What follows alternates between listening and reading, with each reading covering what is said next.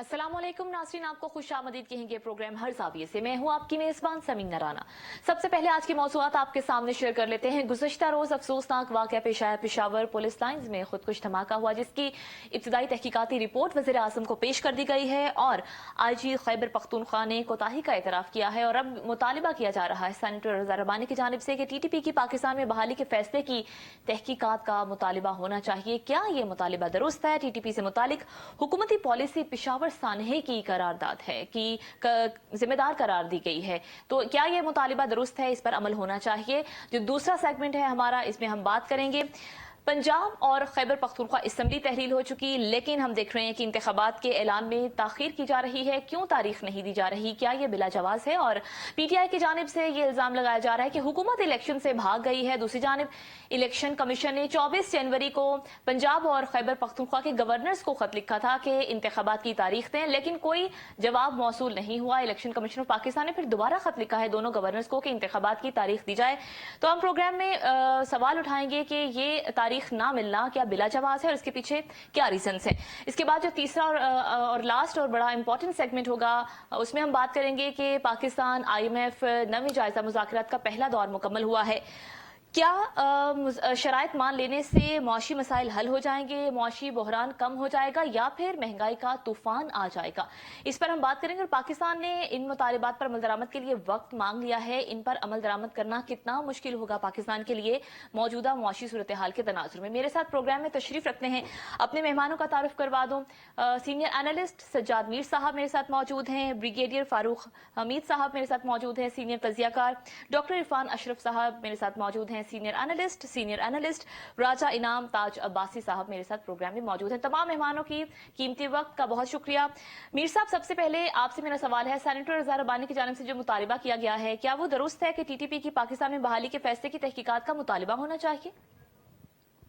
कोई हर्ज नहीं है जी। वैसे सिर्फ इसका मुतालबा करना, हर मामला जब होता है हम उस वाक़या का मुतालबा करते हैं और ये भूल जाते हैं कि ये कंटिन्यूएशन है, एक तसलसल है बहुत सारे वाक़यात की।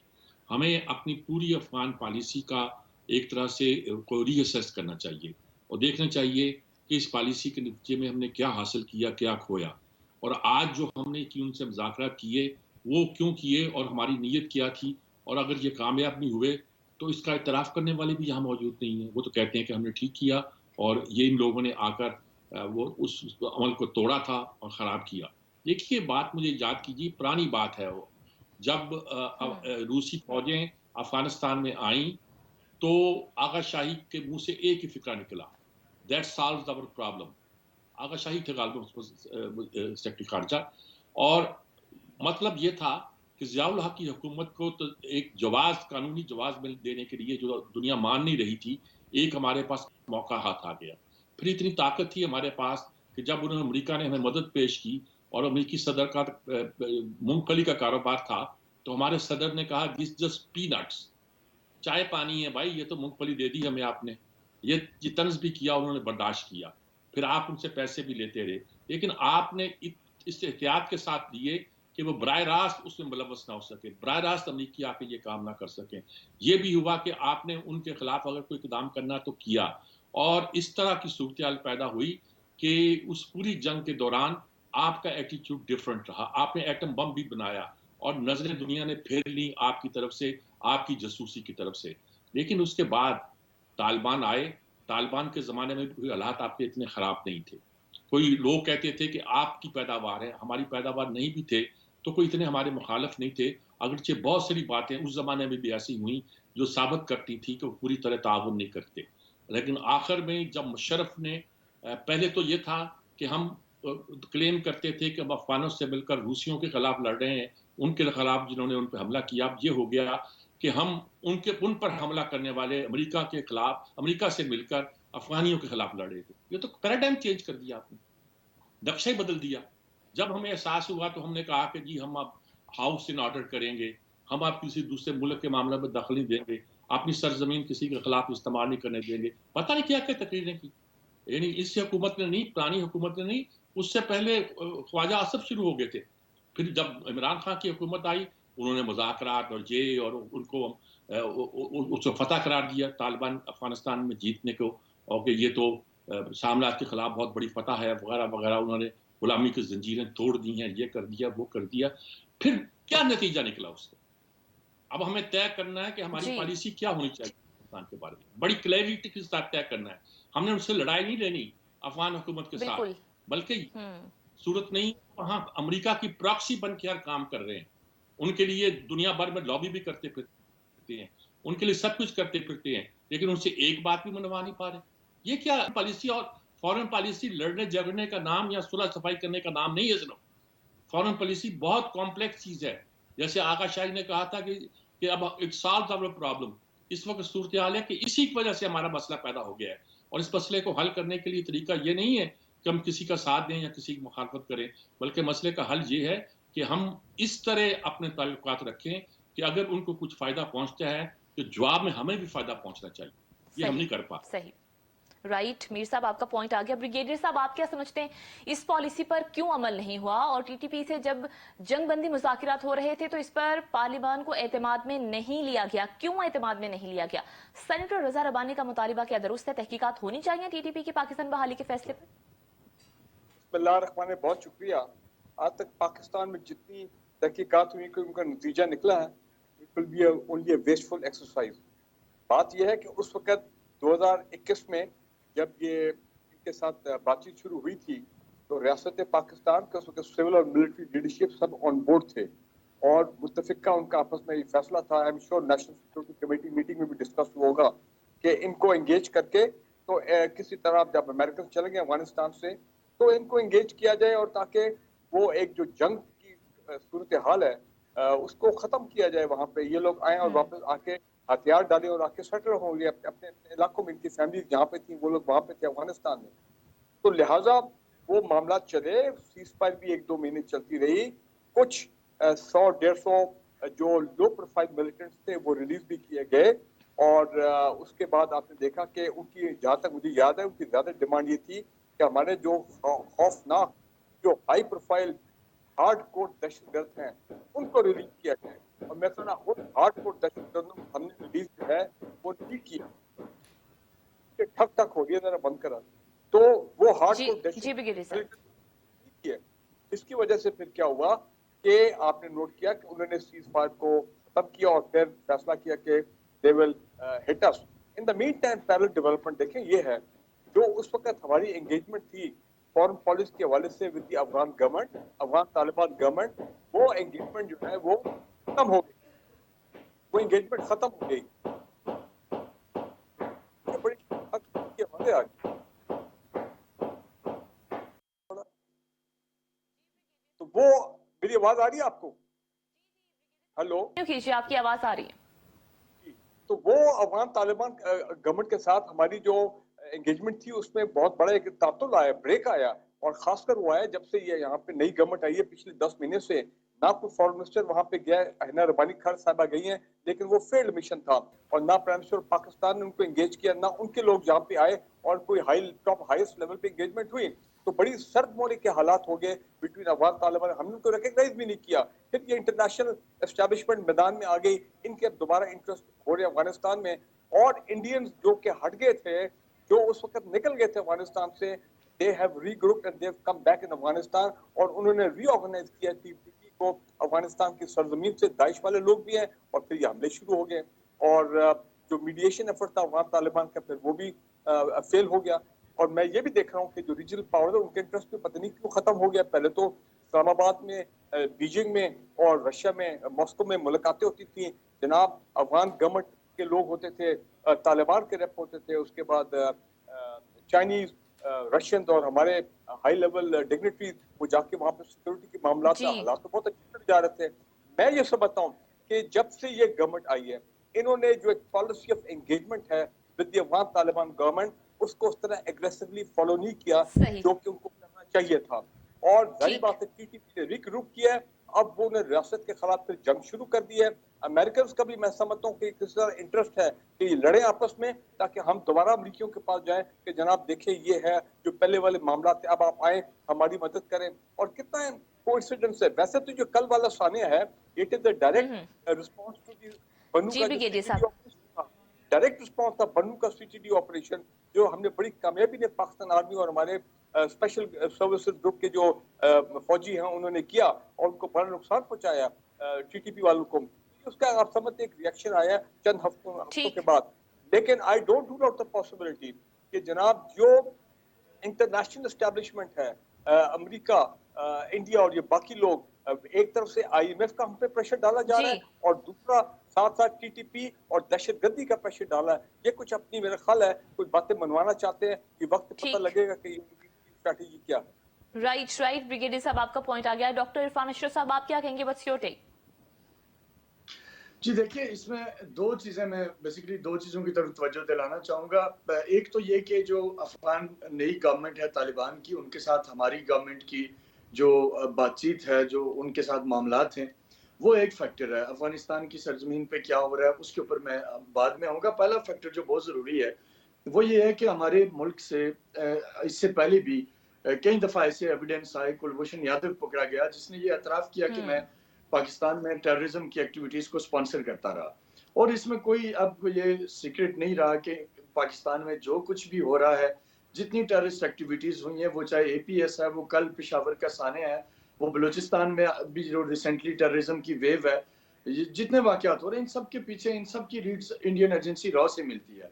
अफगानिस्तान की सरजमीन का जहाँ तक इस्तेमाल का ताल्लुक है या वहाँ की गवर्नमेंट के साथ जो कोऑर्डिनेशन का जिसके ऊपर बात हो रही है, या जो लोग कह रहे हैं कि टीटीपी के साथ पुरानी गवर्नमेंट इमरान खान साहब डायलॉग कर रहे थे और उस वजह से उनको स्पेस मिल गई और मौजूदा गवर्नमेंट जो है वो डायलॉग नहीं करना चाहती, तो ये एक फैक्टर है, लेकिन ये इतना रेलिवेंट फैक्टर नहीं है।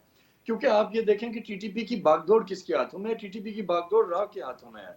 अफगानिस्तान में जब तक नाटो रही, 40 से ज्यादा इंडिया के बॉर्डर एरियाज के साथ कॉन्सुलेट की आड़ में उन्होंने कैंप्स बनाए हुए थे जहां वो टेररिस्ट को ट्रेनिंग देते रहे। तमाम हाई प्रोफाइल टारगेट्स रॉ के कैंप्स के अंदर वहां रहे, वहीं से उन्होंने पाकिस्तान के अंदर टेररिज्म को प्रमोट किया और पाकिस्तान के खिलाफ दहशतगर्दी की कार्रवाइयां की। मैं ये समझता हूँ कि मौजूदा गवर्नमेंट को जहां एक तरफ अफगानिस्तान की लीडरशिप से बात करनी चाहिए कि वो अफगान सरजमीन पे मौजूद वो तमाम कैंप्स, चाहे वो दाइश के हैं चाहे वो टीटीपी के हैं, उनके खिलाफ फैसला कुन कार्रवाई करे और उसमें पाकिस्तान को ऑन बोर्ड ले, पाकिस्तान अपने तहफ़्ज़ात उनके साथ शेयर करे। और मुझे यकीन है कि अफगान तालिबान इस हवाले से कुछ हद तक उनको ये सूझबूझ है, वो समझते हैं कि पाकिस्तान उनके लिए कितना गुडविल गेस्चर रखता है, पाकिस्तान उनके लिए क्या कर चुका है। पाकिस्तान दुनिया भर में खुद माशी क्राइसिस होने के बावजूद पिछले अरसे में आपने देखा कि अफगानिस्तान की स्टेबिलिटी के लिए कोशिशें करता रहा। तो ये चीज़ें अफगान तालिबान को भी अंडरस्टैंडिंग है और उन्हें भी ये समझ आया कि अगर पूरी रोजमीन में कोई अफगानिस्तान के साथ सिंसियर है तो वो पाकिस्तान है, बाकी दुनिया का कोई मुल्क नहीं है।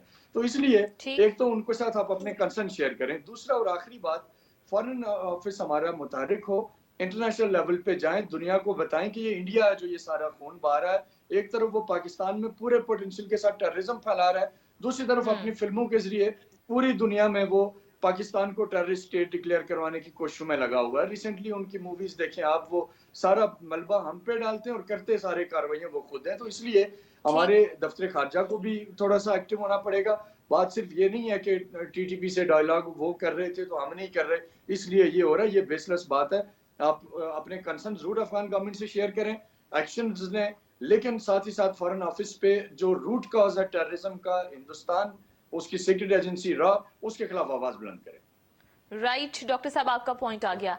राजा इनाम ताज अब्बासी साहब, आप क्या समझते हैं कि हुकूमती पॉलिसी जिम्मेदार है इस सानहे की, और क्यों पार्लियामान को एतमाद में नहीं लिया गया जब टीटीपी से जंग बंदी मुज़ाकरात की बात हुई, और अब ये जो मुतालिबा किया जा रहा है, ये बड़े सेन बातें की हैं आज सेनेटर रजा रबानी ने। आप क्या समझते हैं कि इस मुतालिबे पर तहकीकात होनी चाहिए? जी बिल्कुल, मैं 100% मुतफिक हूँ इस बात से कि ये हुकूमती पॉलिसी है जिसके तहत ये जब भी कभी भी तालिबान के साथ ये कई मुज़ाकरात होते हैं तो उसमें सबसे पहले ये देखा जाता है कि ये मुज़ाकरात हो किस तरह से रहें। जैसे तालिबान की भी नई हुकूमत आई है, हम उनके लिए गुडविल जेस्चर रख सकते हैं कि उनके साथ हमारे अच्छे ताल्लुकात माजी में भी रहे। दूसरी चीज़ ये है कि जब मुज़ाकरात होते हैं, टीटीपी बेसिकली है क्या? अगर टीटीपी के लोगों को देखा जाए तो मेरा ख्याल है कि वो अफगान तालिबान से भी ज्यादा, वो जैसे एक आपके गेस्ट ने कहा कि वो राह से फंडेड लेते हैं, बाकी फंडिंग लेते हैं, तो वो सबसे ज्यादा यहाँ पे पाकिस्तान के अंदर जो भी मुख्तलिफ कार्रवाइयाँ हो रही हैं, तो वो चाहे वो टीटीपी को आगे करके किया जाए या जिस तरह भी राह बराह रास्त मुंकस है इसमें, और हमारी हुकूमतें जितनी भी आई हैं, नरमी ज़रूर दिखानी चाहिए अपने लोगों के साथ, बहुत अच्छी चीज़ है। सुलह होनी चाहिए, बातचीत होनी चाहिए, मुज़ाकरात होने चाहिए। लेकिन मुज़ाकरात का ये हरगिज़ मतलब नहीं है कि गवर्नमेंट लेवल पे या रियासत को कोई थ्रेट करे और उसके साथ रियासत जो है ना अपनी कमज़ोरी ज़ाहिर ना करे। हुकूमतें जितनी भी आएँ, जिस तरह पिछली हुकूमतों ने कहा कि बातचीत की है, बातचीत बहुत अच्छी चीज़ है, लेकिन क्या हम ये भूल गए हैं? क्या हम 16 दिसंबर का वाक़या भूल सकते हैं? जो बच्चे शहीद हुए, जो मस्जिदों में जो कुछ हो रहा है, जो बाज़ारों में हो रहा है, क्या हम इस चीज़ को भूल सकते हैं? ये हमारा मुल्क है, हमारे लोग हैं, सिक्योरिटी फोर्सेस के लोग देख लें, आए दिन नौजवान बच्चे शहीद हो रहे हैं, यूनिफ़ॉर्म में पुलिस हो, फ़ौज हो, जितने लोग हैं, वो शहीद हो रहे हैं। किसके लिए हो रहे हैं? क्या इसलिए हो रहे हैं कि हम अपनी पॉलिसियों में नरमी दिखाएं और जो मुखालफीन है तो हमारी नरमी का फायदा उठा के हुकूमती कमजोरियों का फायदा उठा के वो ये समझें कि भाई हमें कोई पूछ नहीं सकता। जहां तक दूसरी चीज एक और मैं कहना चाहूंगा कि सबसे बड़ी जी। चीज, जैसे शुरू में मीर साहब ने कहा कि खारजा पॉलिसी की बात की गई, खारजा पॉलिसी हमारी देखें कि है क्या। हम बार बार इंडिया की बहुत अच्छी भी और बुरी भी मिसालें देते हैं, लेकिन उनकी खारजा पॉलिसी को देख लें और अपनी खारजा पॉलिसी को और अपने दफ्तर खारजा को देख लें। हम लास्ट बहुत से टेन्योर से देखें तो हमारी खारजा पॉलिसी में बहुत से अबहाम हैं, बहुत सी प्रॉब्लम्स हैं जो हमें वो हल करनी चाहिए। जो मुश्किलात हमें आ रही हैं, हमें एक स्टेट स्टांस लेना चाहिए कि ठीक। हमने आखिर करना क्या है। और इसमें मेरा राइट। ख्याल है कि जो हमारी खारजा पॉलिसी है वो किसी एक जो भी गवर्नमेंट आती है वो करती है, लेकिन मेरा ख्याल है कि तमाम स्टेक होल्डर्स को मिल बैठ के एक खारजा हम्म। पॉलिसी, इतनी मुतवाजन खारजा पॉलिसी और स्ट्रॉन्ग खारजा पॉलिसी जी। बनानी चाहिए कि जिसमें हमारा जब भी कोई बार हमारा स्टांस जाए तो बड़ा स्ट्रांगली जाए, कि वहां पे ये ना हो कि हुकूमत कुछ कह रही है और अपोजिशन जो है उसकी खारजा पॉलिसी के मामले में और नेशन वाइड जो काम करने वाला उस पर टांगे खींच रही हो। सबके कंसेंसस से ठीक। होना चाहिए और सब स्टेक होल्डर्स के साथ होना चाहिए। और आखिर में मैं सही। ये कहना चाहूंगा कि जो तालिबान की बात है, तालिबान यहाँ जो टीटीपी है ये मुख्तलिफ जगहों पे थ्रेटन कर रही है। लास्ट टाइम जो अब इनके बंदे 16 दिसंबर के धमाके के बाद इनके साथ जी मुज़ाकरात नासर। हुए और जो अमन मुआहदा हुआ, उस अमन मुआहदे का आप बताएं कि हल क्या निकला। उसी के बाद अब ये सवात में भी देख लें, बहुत से लोग हैं जो अब आपको भी मुझे भी और मीडिया पे कुछ चीजें आ जी रही हैं, नासर। लेकिन बहुत सी चीजें जो है जो कुछ सवात में हो रहा है और आगे पीछे जो हो रहा है वो पूरे तरीके से रिपोर्ट नहीं किया जा रहा कि सवात के लोग अब ठीक। दोबारा सिक्योरिटी फोर्सेस को देख के अपनी गवर्नमेंट्स को देखने के बावजूद अब वो खुद बाहर निकल आए हैं, खुद वो अमन के लिए रिक्वेस्ट कर रहे हैं। तो ये क्या चीजें हैं? यहाँ पे हमें राइट इनाम बेहतर साहब। तरीके से, बेहतर अंदाज से ये चीजें मसाइल हल करने चाहिए। पीछे साहब से आपका हर पॉइंट जगह आ पे गया है, मुझे एक ब्रेक पे करने की जाना है कोशिश इनाम ताज शहबाजी करें। साहब, और ब्रेक के बाद जब हम वापस आएंगे नासिन तो हम अपने दूसरे सेगमेंट में बात करेंगे कि पंजाब खैबर पख्तूनख्वा असेंबली इलेक्शन की तारीख में ताखीर क्यों है। ब्रेक के बाद वापस आएंगे, हमारे साथ रहिए।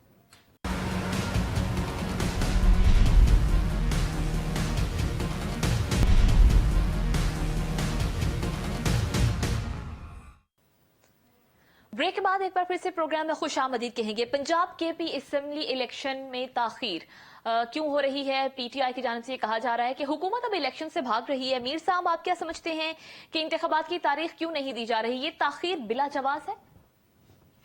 मैं इसका सवाल का जवाब बाद में दूंगा। पहले एक ऑब्जर्वेशन देना चाहता हूं। पहले जो हमारे भाई फारूक हमीद साहब ने कहा उसके बारे में, जी उन्होंने कहा जी जी मीर साहब। जब हुकूमत बदली तो हमने पॉलिसियां बदल दी। ये कहते हैं कि हुकूमत बदली तो पॉलिसियां बदल दी, और पहले ये भी कह चुके हैं कि मिलिट्री सिविल कोलैबोरेशन के साथ बातचीत हो रही थी। तो भाई जब आर्मी की लीडरशिप बदली थी तो क्या नया आर्मी चीफ में जाकर काबुल का दौरा किया था? हाँ हाँ का सिविल हुकूमत पर इल्जाम न लगाया करें। एक पॉलिसियां बनी है स्टेट की तरफ से, स्टेट की पॉलिसियां रहने दें, और इसको सियासत में नहीं, इसको लाने में कोई फायदा नहीं हुआ करता।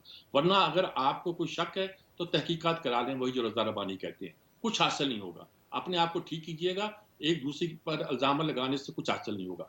अब आपका सवाल है ये है कि इलेक्शन की ताखीर की जो वजह है वो क्या हो सकती है। देखिए, ये हुकूमत का काम नहीं, मैं बार बार कह चुका हूँ, अब ज्यादा खुल कर कह रहा हूँ। ये इलेक्शन कराना ना कराना सिर्फ हुकूमत का काम नहीं है, आपकी स्टेट एट स्टेक है। आपकी एक सारी सूरत ये है कि IMF बैठा हुआ है और आपको शराइत बनवा रहा है। कराची की बंदरगाह पे जहाज खड़े हुए हैं, आप उन्हें उतरवा नहीं सकते, ना अपना माल बेच सकते हैं, ना खरीद सकते हैं। कौन सी चीजें, आज आ रहा था टेक्स्ट बुक की किताबें छापने के बारे में पैसे नहीं है और साल शुरू होने वाला है। और तो और छोड़ दीजिएगा, गंदम हर चीज के साथ हुआ हुआ है। और सिक्योरिटी की यह सूरत हाल है कि जो आप देख रहे हो, 100 लोग जो हैं इस वक्त तक शहीद हो चुके हैं और इनकी तादाद बढ़ सकती है। और ये कोई मामूली वाकया नहीं है। अगर इस वाकये को आप लें तो ये टेररिज्म के चंद बड़े वाकयात में से है जो पाकिस्तान में हुआ है। अब वो लोग कितने बढ़ गए हैं, कितने आगे चले गए हैं। एक बम्बे के वाकयात ने उन्होंने क़यामत बर्पा कर दी थी, हम कुछ भी नहीं कर पाते। उन्होंने वो जो पार्लियामेंट में वाकया हुआ था, अफजल गुरू को फांसी दे दी ये कहकर कि अगर कि साबित नहीं होता इस कश्मीरी के बारे में, लेकिन पब्लिक ओपिनियन ऐसी है कि हमें इसके बारे में कुछ फैसला इस तरह का करना पड़ेगा, फांसी दे दी। भाई आप क्या कर रहे हैं? आप रंज बने बैठे हैं, मुरव्वत दिखा रहे हैं हर चीज पे। इस वक्त इलेक्शन की सूरत हाल ये है कि आपसे इलेक्शन हो नहीं पा रहे, मैं दोबारा कहता हूं। और फैसला हुकूमत को नहीं करना है, फैसला इस रियासत को करना है। रियासत से मतलब आप फौज ना लीजिएगा, हमारी कई चीज स्टेक हैं और हमारे लिए इलेक्शन कराना इस वक्त कितने खतरे की बात हो सकता है। कुछ लोगों के तजिया ये है और कुछ लोग कहते हैं वक्त पर जमहूरियत किसी का नाम है, आइन यही कहता है कि आपको 90 दिन में इलेक्शन कराना पड़ेंगे। इसकी ताखीर करने का मतलब है कि आप आइन से कह रहे हैं, वो दुरुस्त कह रहे हैं। और अगर आइन नहीं है तो पाकिस्तान के लिए बड़े मसाइल पैदा हो सकते हैं। एक ही चीज है ये आइन जिसने पाकिस्तान को बचा के रखा हुआ है। हमारी अब लोग ये भी कहना शुरू कर दिया कि बहुत से लोगों ने, शाहिद खाकान अब्बासी और उनके साथियों ने, कि हमें एक नए सोशल कॉन्ट्रैक्ट की जरूरत है। इससे पहले भी कहा गया साल 2 साल दूसरे लोगों ने, अब जिन बड़े लोगों ने कहना शुरू कर दिया है। नए सोशल कॉन्ट्रैक्ट का मतलब क्या? नया आइन। आप ये कह रहे हैं कि भी नहीं चल पा रहा और मुल्क के जो एक तरह की ग्राउंड रियलिटीज हैं उसको भी हम फेस नहीं कर रहे, पर तो कहां जाएं हम? आप हुकूमत पर इल्जाम लगा दें, किसी और पर इल्जाम लगा दें, कल कोर्ट्स को कह देंगे उन्होंने फैसले गलत कर दिए। लेकिन नजर यही आता है कि इलेक्शन कराना इस वक्त आसान दिखाई नहीं देता रियासत पाकिस्तान के लिए। ठीक, मीर साहब आपका पॉइंट आ गया। ब्रिगेडियर साहब आप क्या समझते हैं, क्या वजह है ताखीर की? मैं क्विकली एक पॉइंट मेरा जो रह गया था, मैं वो उसको पहले आपके सामने गुजारिश कर दूं। वो ये कि अगर टीटीपी जो है उन्होंने रियासत पाकिस्तान के खिलाफ अब जंग का समझे ऐलान जंग ही है, तो फिर मैं समझता हूँ रियासत को चाहिए कि अपनी फुल माइट के साथ, जिस तरह 2014 में हम इनके पीछे गए थे ज़रब अज़ब में नॉर्थ वजीरिस्तान में, तो हमें चाहिए कि फिर फुल माइट के साथ हमारा ये फैसला हो at the highest level by the political leadership. वही डायरेक्शन देंगे टू दी सिक्योरिटी एस्टैब्लिशमेंट कि जनाब इनके जो बेसेस और हाइडआउट्स हैं इन अफगानिस्तान, उनको फिर अटैक किया जाए। और मेरा ख्याल हम वो राइट रिजर्व करते हैं। आपने 4 दिन से सुन नहीं रहे कि गालिबन ईरान की तरफ इशारा हो रहा है कि किस तरह अपना इसराइल की तरफ, कि वो वहां से बैठ के अपने मुल्क से कैसे ईरान की कुछ मिलिट्री फैसिलिटीज पे हमले हुए हैं पिछले 3-4 दिनों में, जो ज्यादा खुल के नहीं आया, लेकिन सोशल मीडिया पे वो तमाम क्लिप और वो तमाम चीजें आ रही हैं। तो अगर हमारा इंटरेस्ट जो है इस वक्त सिक्योरिटी इंटरेस्ट कॉम्प्रोमाइज हो रहा है और इंटरनल हालात खराब हो रहे हैं सिक्योरिटी के, तो बिल्कुल मैं कहता हूं, तो सुन ले, तो फिर मैं ये समझता हूँ कि वज़ीर आज़म पाकिस्तान, हमारी कौमी सलामती कमेटी ये बैठे और फिर ऑथराइज करें मुसल्लह फौज को कि जनाब आप एयर स्ट्राइक्स करें उनके खिलाफ, उनके जो हाइडआउट्स हैं बेसेस इन अफगानिस्तान। ये तो मेरा वो पॉइंट। ठीक है ब्रिगेडियर साहब आपका पॉइंट आ गया, जरा टाइम कम है, मैं चाह रही हूँ आप दूसरे सवाल पर भी अपना। मैं उसी पे आ रहा हूँ। देखें बात बड़ी सिंपल है। अगर बेनजीर भुट्टो जब उनकी शहादत हुई थी 27 दिसंबर 2007 को, तो मुझे अच्छी तरह याद है इलेक्शन 2 महीने पोस्टपोन हो गए थे और फिर वो मार्च 2008 में हुए थे। ये मुझे क्लियरली रिमेम्बर, क्योंकि एक बहुत बड़ा सानिया हो गया था पाकिस्तान में। यहाँ पे रियासत के मामला ठीक है चलते रहते हैं, आइन के मुताबिक चलते रहेंगे तो हालात और बेहतरी की तरफ जाएंगे। लेकिन अभी इलेक्शन कमीशन ऑफ पाकिस्तान ने 33 नेशनल असेंबली सीट्स जो हैं जो पीटीआई ने फारिग की हैं उस पर बाई इलेक्शन का ऐलान कर दिया। फिर मैं समझता हूँ कि ये क्यों हुआ। और दूसरी लास्ट मेरा पॉइंट ये है कि ये जो इस वक्त अभाम, एम्बिग्विटी और अनसर्टेनिटी की सूरत हाल है, इसको जल्द क्लियर होना चाहिए। गवर्नमेंट की जिम्मेदारी है, ईसीपी जो भी आप कहें, या तो ऐलान कर दें जल्द अज जल्द कि जनाब इलेक्शन 2000 अपना अक्टूबर में होंगे या नहीं होंगे या जब भी होंगे, ताकि वो चीज भी क्लियर हो जाए। फिर हम लोग सब आवाम भी पुरसकून हो जाएंगे, भाई इलेक्शन 2000 अपना इस साल के एंड में होंगे, तो बस ठीक है चुप करके बैठ जाओ, कोई ये फालतू बातचीत नहीं होनी चाहिए। या फिर अगर करने हैं तो वो डेट भी जल्द से जल्द ऐलान करें। लेकिन इसहाक साहब ने कितना जबरदस्त काम किया, जब लोगों ने पेट्रोल के होर्डिंग शुरू कर दी और अजीब अजीब खबरें आनी शुरू हुई कि 85-90 रुपए पे पेट्रोल जा रहा है, वो फौरन आए। हालांकि 31 को ऐलान होता है, वो फौरन उन्होंने कहा कि ये डाउट मैं क्लियर अभी ऐलान कर दूं कि हमने इतनी कीमत 35 रुपए का ऐलान कर दिया टू इंक्रीज पेट्रोल प्राइसेस, ताकि ये जो एक अनसर्टेनिटी क्रिएट हो गई है जिससे तमाम मुश्किलात लोगों को हो रही है, इसको खत्म किया जाए। तो चाहे इलेक्शन करने हैं या नहीं करने, हुकूमत का काम है ऐलान करें, ताकि अनसर्टनिटी की सूरत खत्म हो। राइट, आपका पॉइंट आ गया। डॉक्टर इरफान साहब, आप क्या समझते हैं? जी देखिए, मैं इस वक्त जो इंतखाबात की तरफ जाता मुल्क नहीं देख रहा। मैं, मेरा ये ख्याल है कि इस वक्त जो मुल्क के माशी हालात हैं, दहशतगर्दी ठीक है, एक वाक़या हो गया, दुनिया में हर जगह होते हैं। इंशाअल्लाह ताला हमारी आर्म फोर्सेस कैपेबल हैं। उन्होंने पहले भी साबित किया है कि दुनिया की खतरनाक तरीन जंग उन्होंने लड़ी और टेररिज्म से अपने मुल्क को सफाया किया, और अल्हम्दुलिल्लाह वो दोबारा भी इसके ऊपर आएंगे और वो ठीक कर लेंगे। इशू जो है वो हमारे इस वक्त है इकोनॉमी का।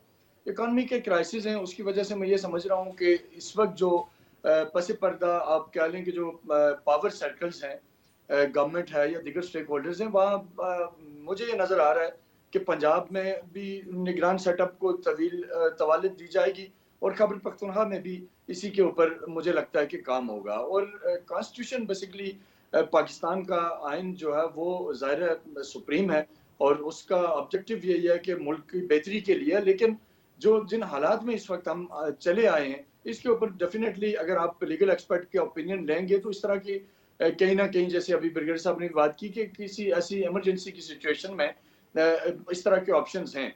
तो मेरा ये ख्याल है कि इलेक्शंस अभी इमीडिएटली होता मैं नहीं देख रहा, और ये इलेक्शन कमीशन की तरफ से एक एक्सरसाइज हो रही है। इलेक्शन कमीशन अपना किरदार तो अदा कर रहा है जो उन्हें लगता है कि उन्हें करना चाहिए, लेकिन ओवरऑल जो मुल्क की पॉलिटिकल सिनेरियो है, जो इकोनॉमी है, उन सारी सूरत को देख के, क्योंकि आगे आपका IMF पे आपका अलग सवाल होगा तो मैं उस पर बात करूंगा, तो मुझे ये लगता है कि इलेक्शन मुझे अभी होते नजर नहीं आ रहे। ये आगे जाएगा मामला, और उसके बाद अक्टूबर में होते हैं या उससे थोड़ा पहले होते हैं, बट ये जो टाइम लाइन है अप्रैल वाली, इसके अंदर मुझे नहीं नजर आ रहा कि इलेक्शन। ठीक डॉक्टर साहब, आपका पॉइंट आ गया। इनामताज अब्बासी साहब, आप क्या समझते हैं, क्यों तारीख नहीं मिल रही इंतखाबात की? और PTI का क्या ये इल्जाम फिर दुरुस्त है कि हुकूमत इलेक्शन से भाग रही है? ECP तो 2 बार खत लिख चुका है गवर्नर्स को, जवाब नहीं मिल रहा।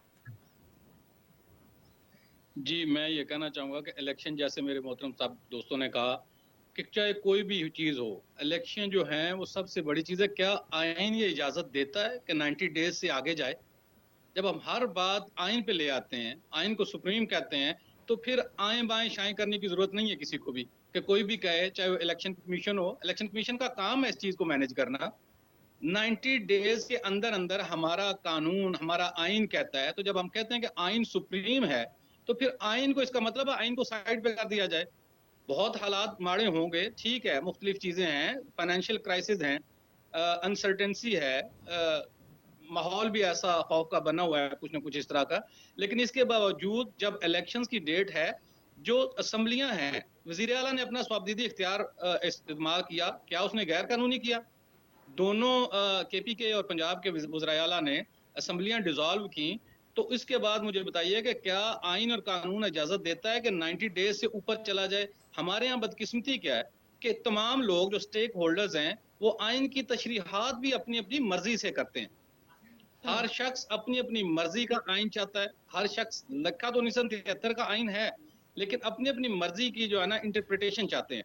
मुझे बताएं कि क्या इस हालात में इलेक्शन जब आ गई, 2 असम्बलियां, 35 या इससे ज्यादा के जो ज़िमनी इलेक्शन कमीशन करवाना चाहता है और वो करवा लेगा, तो अगर वो हो सकते हैं नेशनल असम्बली के इलेक्शन, तो ये सूबाई असम्बली का इलेक्शन क्यों नहीं हो सकते? 100 इख्तलाफात सही, 100 नजरियाती बातें हो सकती हैं, लेकिन इसके बावजूद जब यहाँ पे है तो 90 डेज के अंदर आप या तो इलेक्शन करवाएं, या फिर आप अपोजिशन के साथ बैठ के, आप सारी की सारी पार्टियां, PDM की हुकूमत है जिसमें हमारी पार्टी भी मौजूद है और बाकी लोग भी मौजूद हैं, तो वहां पे पार्टियों की 11 से 12 पार्टियों की हुकूमत है। अब बाकी साइड में रहा इमरान खान या उनकी पार्टी, तो मेरा ख्याल है मुल्क के मुफाद में यह है कि इस वक्त हर शख्स अपनी अपनी खींचातानी या अपने मुफाद को ना देखे। अपोजिशन के जो भी रवैये हैं, 100 इख्तलाफात हो सकते हैं इमरान खान साहब के साथ या उनकी पार्टी के साथ, लेकिन मेरा ख्याल है कि गवर्नमेंट ऑफ पाकिस्तान को, प्राइम मिनिस्टर साहब को, इन लोगों को, PDM के जो क़यादत है, इन सब को गुडविल जस्टिस दिखा के अपोजिशन को साथ बिठाना चाहिए। अब 2 असम्बलियां तो टूट गई। ठीक, जी नाम साहब, का नुमाइंदा कोई भी नहीं है। ठीक है नाम साहब, आपका पॉइंट आ गया। नासिन, यहाँ पर एक ब्रेक शामिल करनी है मुझे। ब्रेक के बाद वापस आएंगे तो हम अपने तीसरे सेगमेंट में अपने मेहमानों की राय शामिल करेंगे। हमारे साथ रहिए।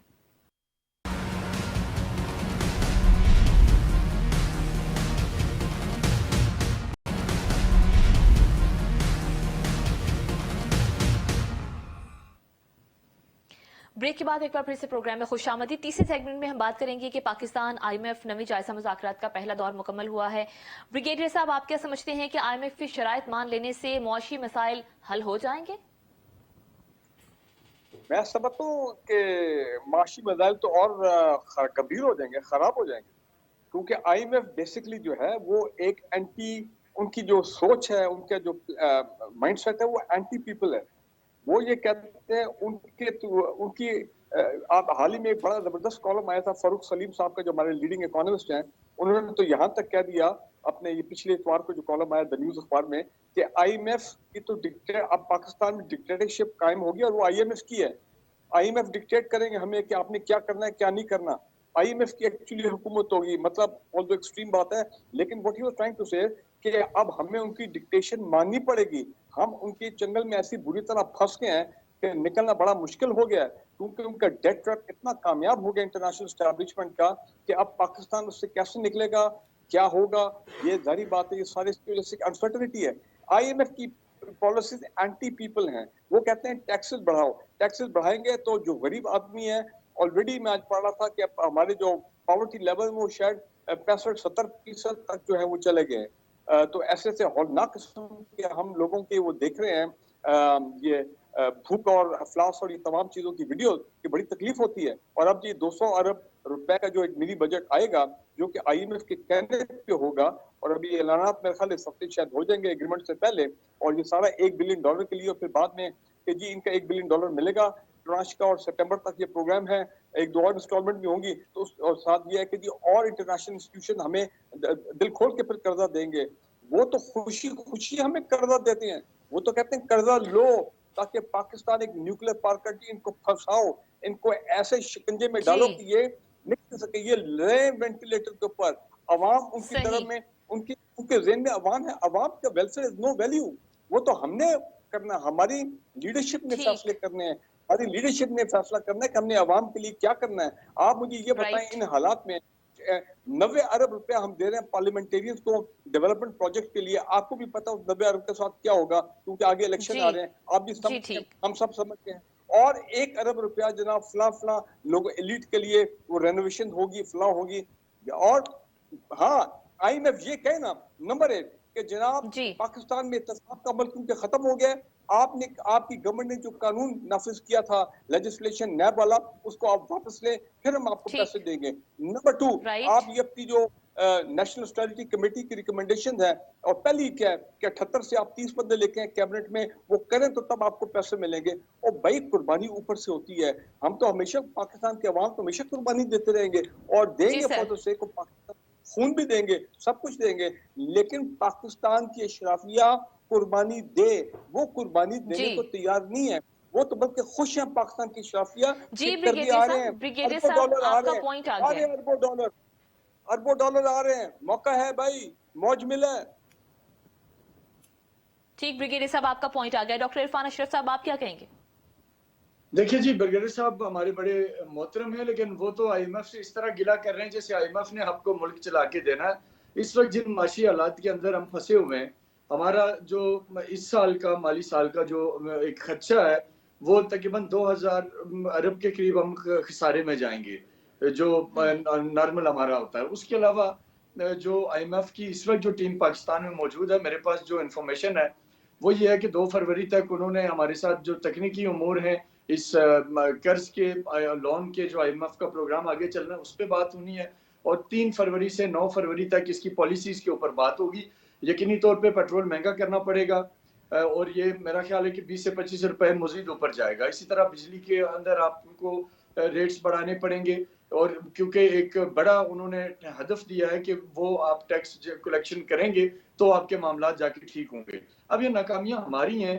IMF तो इस वक्त हम वेंटिलेटर पे, हम मुश्किलात का शिकार हैं। इस वक्त अगर IMF प्रोग्राम नहीं आता तो आज तो दुनिया में पाकिस्तान की डिफॉल्ट होने की खुदा न खास्ता बातें हो रही हैं। तो इसलिए मैं ये समझता हूँ कि IMF का प्रोग्राम इस वक्त पाकिस्तान के लिए इंतहाई नागुज़ीर है, और इसको इस ठीक, प्रोग्राम के आने के बाद और दोस्त ममालिक से मदद मिलने के बाद हमें देखें, इस वक्त अहम तरीन जो हमारे ममालिक थे, दोस्त ममालिक थे, उनकी तरफ से भी कोई मदद का हाथ नहीं बढ़ाया जा रहा। लेकिन जब ये ठीक, IMF प्रोग्राम हमारा आगे बढ़ेगा, उसके बाद बाकी ममालिक से भी मदद आएगी, फिर एक टाइम मिलेगा हमें, उससे मिसाइल हल नहीं होंगे, लेकिन वो जो एक छोटा सा शॉर्ट स्पैन मिलेगा उसके अंदर हमने अपनी पॉलिसीज को ठीक करनी है और उसके बाद जाके चीजें बेहतरी की तरफ जाएंगी। ठीक, डॉक्टर इरफान साहब आपका पॉइंट आ गया। मीर साहब, आप क्या समझते हैं कि शराइत मानने से माशी मसाइल हल हो जाएंगे या फिर महंगाई का एक और तूफान आ जाएगा?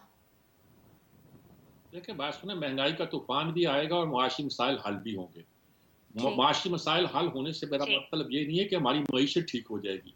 उसका मतलब ये है कि आर्जी तौर पर हम जिस सिचुएशन में फंस गए हैं और यकीनी तौर पर हमें फंसाया गया होगा, IMF ने फंसाया होगा, इकनॉमिक हिटमैन हम उसे कहते हैं, दुनिया में जहां भी वो आया है उसने तबाही मचाई है। हमारे भी मईशतदान शुरू से कहते रहे हैं, माहिरीन मुहब्बे वतन लोग कहते रहे हैं कि IMF को चुंगल से बचना चाहिए। हमने 2-3 बार बचने की कोशिश की है। इसी साकरार ने पहले प्रोग्राम मुकम्मल किया था, IMF से बाहर निकल आए थे और हमने CPEC के जरिए से कुछ तरक्की भी की थी। लेकिन मसला इस वक्त तो कुछ चारा ही नहीं है ना जी, अब फंस गए, शिकंजा तो कस दिया उन्होंने। इस वक्त हमारे पास कोई ऑप्शन नहीं है, हमारे पास फॉरेन एक्सचेंज नहीं है, हमारे पास एक्सपोर्टेबल आइटम नहीं है, हमारे पास जो एक्सपोर्टेबल था सैलाब ने वो भी तबाह कर दिया है। कपास तक हम बाहर से मंगवाने पर मजबूर हैं, गंदम तक बाहर से मंगवाने पर मजबूर हैं, हम फंसे हुए हैं इस वक्त हमारे पास एक ही चाराकार है कि हम IMF की शराइत मान लें, लेकिन दिल में इस बात जाए कि IMF जो है ये इकनॉमिक हिटमैन है, इक़्तिसादी दहशतगर्द है। हमें अपनी पॉलिसियों को उन लाइन पर इस्तेमाल करना है कि जल्द से जल्द हम इसके चुंगल से आजाद हो जाएं। वो कौन कर सकता है, कैसे कर सकता है, क्यों कर सकता है, ये अलग बहस है, इस पर बहरहाल मैं इसमें गुफ्तगू नहीं करता। राइट, मीर साहब आपका पॉइंट आ गया। इनाम ताज अब्बासी साहब, आप क्या कहेंगे? जी, सबसे पहले तो ये चीज़ है, जैसे सब दोस्तों ने कहा कि हालात इतने माड़े हो चुके हैं, बहुत मुश्किल हालात हैं। गवर्नमेंट देख रही है जिस तरीके से आए दिन जो कुछ हो रहे हैं। मेरा ख्याल है कि IMF की जो भी शराइत हैं वो कड़वी गोली समझ के हमें निकलना पड़ेगा, इसके अलावा कोई चारा नहीं है। लेकिन ये कब तक हम ऐसे ही करते रहेंगे? मेरा ख्याल है कि पिछले 40 से 50 साल देख लें आप, जब जो भी गवर्नमेंट में कोई भी आता है तो वो कहता है कि मुझे बड़े मुश्किल हालात में मुल्क मिला है। भाई इतने मुश्किल हालात इस मुल्क के नहीं हैं, ये बना दिए गए हैं। हर पार्टी, हर बंदा आता है और अपने लल्ले तलल्ले सीधे करता है। अवाम के लिए किसी ने भी जो कुछ भी किया है, कुछ अच्छे काम भी हुए हैं मुख्तलिफ जगहों, मुख्तलिफ अदवार में, लेकिन इसके साथ-साथ IMF हमेशा जहाँ-जहाँ भी IMF के प्रोग्राम हैं, वो जकड़ते हैं मुल्कों को, वहाँ के लोगों को, अपना आप मनवाते हैं, अपनी पॉलिसीज़ पे लेके चलते हैं और हर शख्स को पता है कि पाकिस्तान के एटमी असासे जो हैं, वो कितने खटकते हैं आलमी दुनिया को। यहाँ पे सबसे बड़ी चीज़ है कि हम जितने भी हालात हमारे माड़े हैं वो चलता है पॉलिसीज के, लेकिन इसके साथ-साथ मुल्क के अंदर रहते हुए जो भी आता है, क्या IMF के साथ जैसे बात की कि IMF सिर्फ यही कहता है कि गरीब पे टैक्स लगाएं? क्या IMF सिर्फ ये कहता है कि पेट्रोल, गैस और बिजली महंगी कर दें? क्या IMF ये नहीं कहता कि जो आप अय्याशियां कर रहे हैं जो लोग हैं, चाहे अपोजिशन में है चाहे हुकूमत में, आज वाली अपोजिशन कल गवर्नमेंट में थी, आज वाली गवर्नमेंट जो लोग हैं वो सारे अपोजिशन में थे, तो हर शख्स अपनी अपनी गवर्नमेंट में आके अब देख लें, क्या किसी भी माजरत के साथ किसी प्राइम मिनिस्टर ने किसी गवर्नमेंट में आते हुए सिटिंग जो है ना पार्टी ने ये कहा हो कि भाई जितने भी अखराजात हैं वो महकमों के हों, वज़रा के हों, कैबिनेट के हों, प्राइम मिनिस्टर के हों, वो उस पे हम कट लगा दें। आज बताया जा रहा है कि IMF कह रहा है कि जी गैस बढ़ा दें, बिजली बढ़ा दें, पेट्रोल बढ़ा दें, तो क्या IMF ये नहीं कहता कि आप अपने वजीरों की तादाद कम कर लें? आप जो एक एक वजीर को देख लें, आप कर लें कि यहाँ एक एक मिनिस्टर हमें इस मुल्क को, इस गरीब आवाम को एक एक मिनिस्टर एक माह के लिए कितने में पड़ रहा है। तो अगर हम यही चीजें 50% कट कर लें, हुकूमत के अखराजात हैं मुख्तलिफ, और आप एक एक तहसील, एक AC की तरफ, DC की तरफ मुख्तलिफ महकमों में चले जाएं, तो वहां पे देखेंगे कैसे यहाँ पे अपने अपने जो है ना, यहाँ पे महान बने बैठे हैं सारे लोग। अवाम 2 वक्त की रोटी को तरस रहे हैं, गरीब आदमी अपने बच्चों की दवाई और तालीम के लिए तरस रहा है, लेकिन यहाँ पे एक दफा भी किसी ने ये नहीं कहा कि हम अपने अखराजात कम कर लें। एक और आखिरी बात मैं ये कहना चाहूंगा कि जितने भी यहाँ हमारे, मैं ये कहना चाहूंगा कि आज बड़े हर बंदा कहता है कि फलां करप्शन कारगी, फलां पार्टी करप्शन कारगी, भाई खुदा के लिए इन सब की मिन्नत करनी चाहिए। मेरा तो ख्याल है अवाम सड़कों के निकल के ये अपने नुमाइंदों से मिन्नत तलब कर रहे हैं कि भाई इस मुल्क ने आपको नाम दिया, तशख्खुस दिया, इस मुल्क ने आपको बहुत कुछ दिया, आप खुद उठा के देख लें कि किसने क्या क्या यहाँ से इस मुल्क से लिया। तो सबसे मिन्नत की जाए, सबसे रिक्वेस्ट की जाए कि भाई इस वक्त मुल्क के लिए हालात बहुत मुश्किल हैं। सज्जाद मीर साहब, बहुत शुक्रिया आपके वक्त का। ब्रिगेडियर फारूक हमीद साहब, बहुत शुक्रिया, आप तशरीफ लाए। डॉक्टर इरफान अशरफ साहब, राजा इनाम ताज अब्बासी साहब, मेरे तमाम मेहमानों की कीमती वक्त, कीमती राय का बहुत शुक्रिया। नाज़रीन, प्रोग्राम से इजाजत दीजिए, आपसे अगले हफ्ते मुलाकात होगी। अल्लाह ने के बाद।